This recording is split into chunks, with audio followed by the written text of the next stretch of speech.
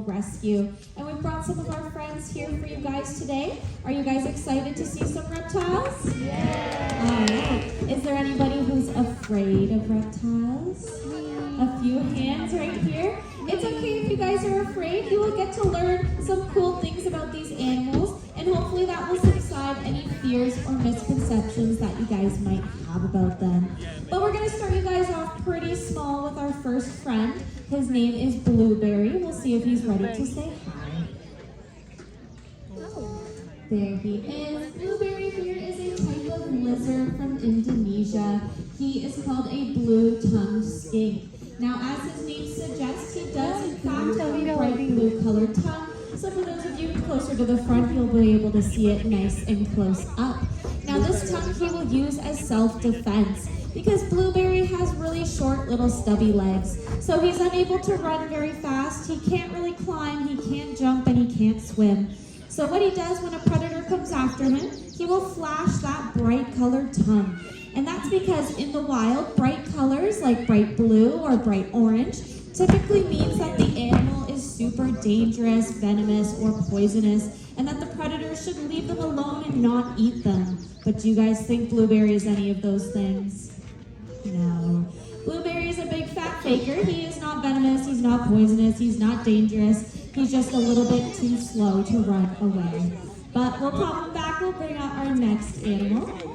Now we do have a ton of native species here in Canada and in Ontario. We have native frogs and salamanders, which are amphibians. We have native lizards, we have native snakes.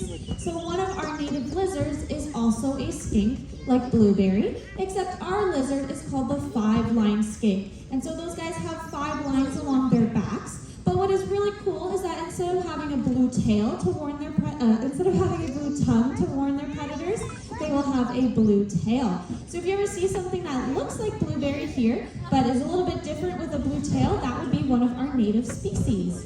Now we're going to switch to our next animal, and this is a type of snake. And if you guys were on vacation, maybe in Florida, you might have seen him because he is from there.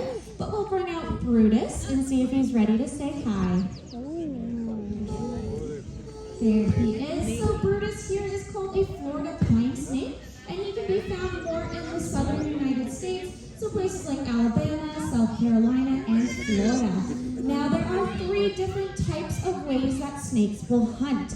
The first type, which is the largest type that snakes are part of, is the constrictor snakes. So 80% of our world snakes are constrictors, and what they will do, they will bite their food, wrap around it, use all their strong muscles to squeeze their food, and then swallow it whole.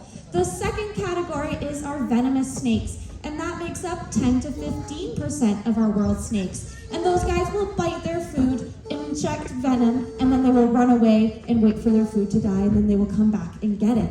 Now the third category is the smallest category, and those guys are the overpowering snakes. And that makes up 5% of our world snakes.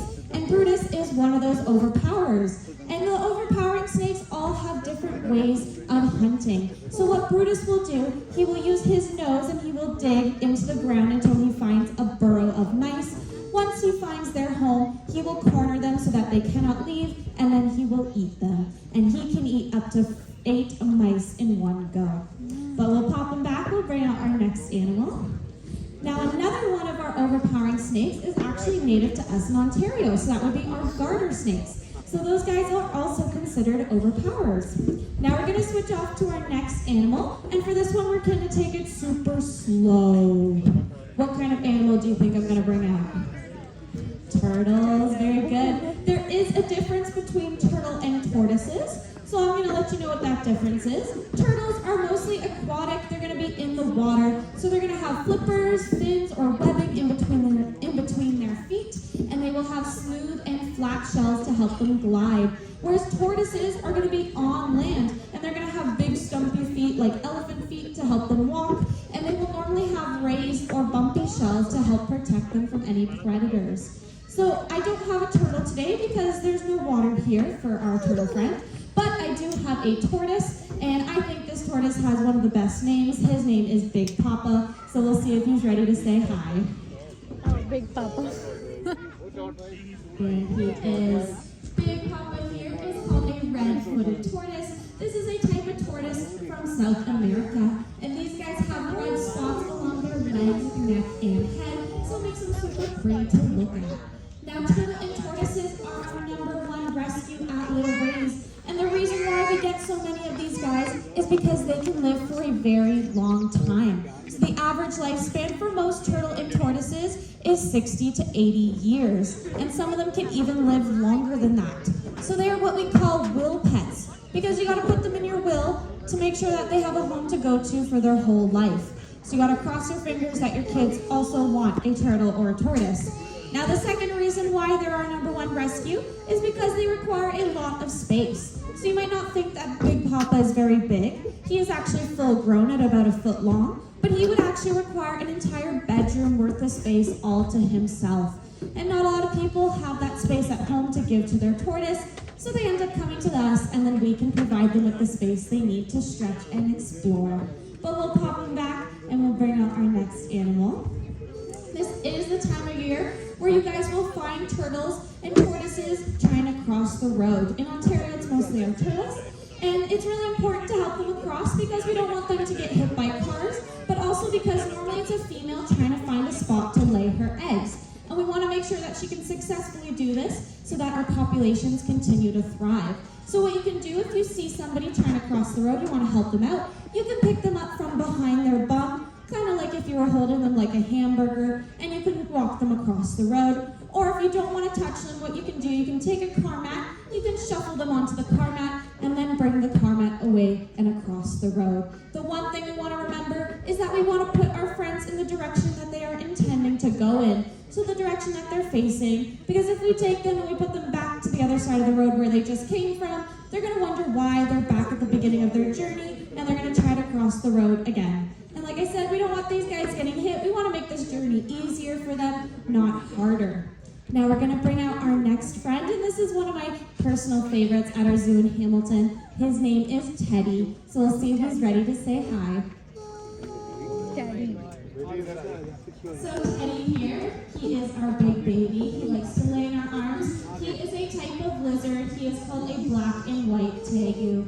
Now there's a few different types of tegus. You can have yellow tegus that are the smallest, red tegus are medium sized, and your black and white tegus get the largest. These guys can reach up to 5 feet long. Now that's a pretty big lizard.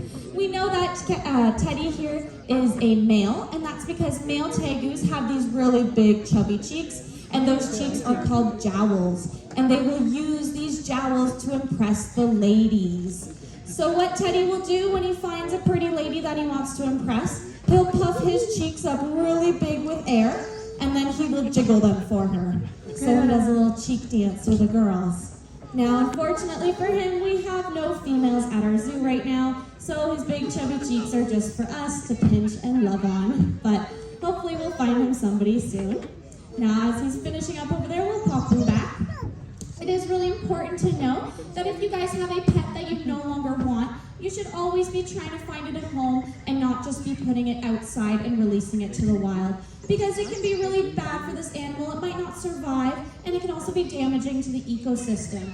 So most reptiles live for a long time, some of them get fairly large, and so tegus have become invasive in Florida because people had them as pets, didn't want them anymore, and released them, and then they started to overpopulate the area. Now you might be wondering, we don't do that here in Canada. We take care of our pets for their whole lives. But believe it or not, we did find Teddy last summer, and he was roaming the streets of Cambridge by himself. So it does happen here in Canada, so just a quick reminder, if you do have an animal you don't want, please find it a nice home and do not release it outside.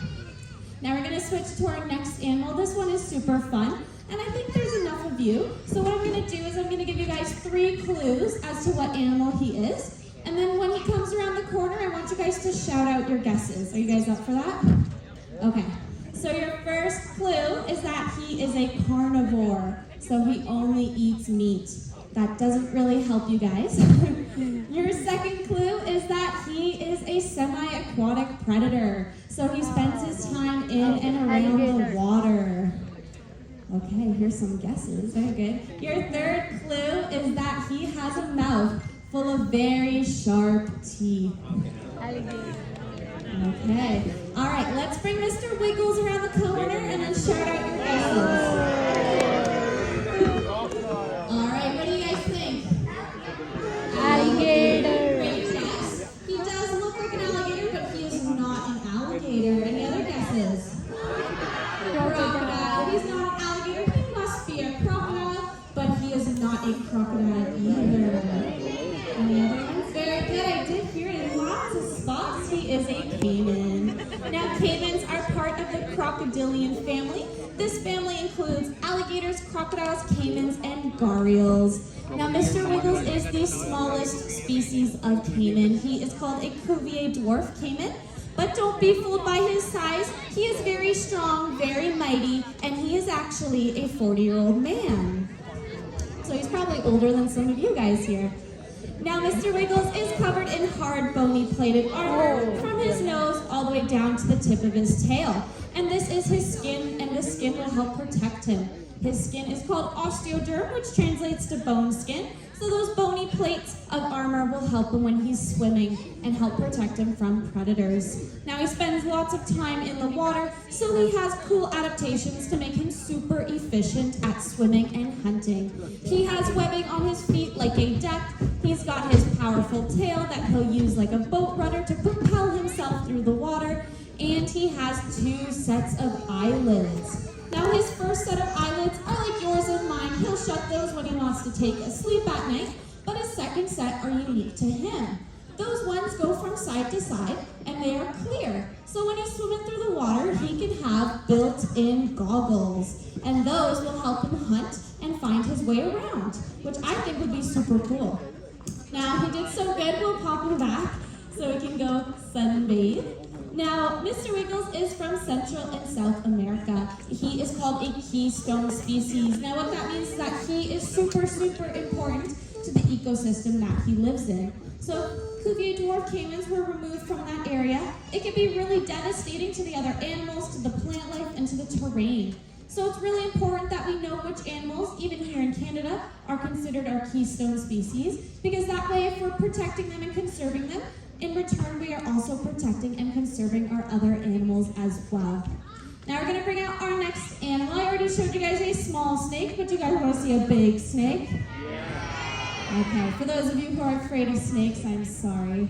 We are going to bring out one of my favorites from our zoo. Her name is Raindrop, but Raindrop does get super shy in front of big crowds because she knows not everybody likes snakes, especially big ones like her. So what I like to do to help her feel nice and confident and to give her the courage to come out and say hi is I need you guys to give her a nice, loud welcoming. So you guys can clap your hands or bang your feet or yell her name, but it needs to be loud so that she'll want to come out. All right, let's see how loud you guys can be.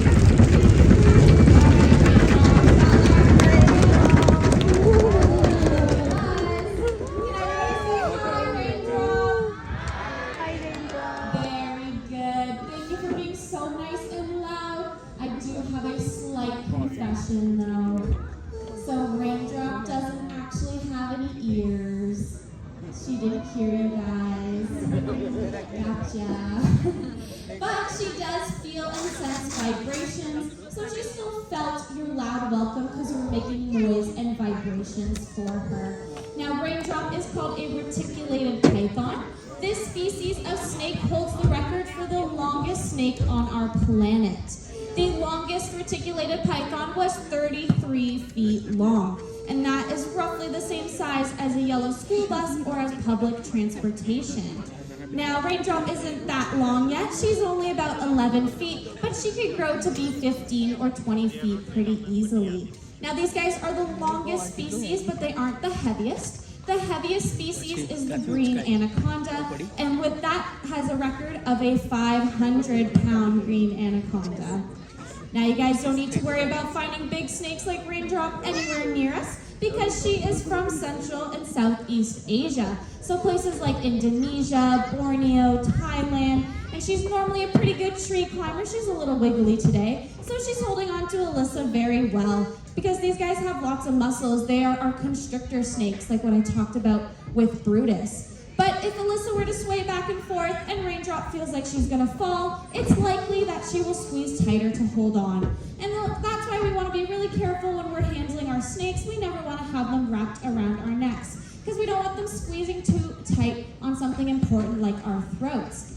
For example, we have 600 muscles in our bodies, whereas Raindrop can have between 10 to 15,000. So they are very strong, and we need to acknowledge and respect this strength in order to keep her and us safe.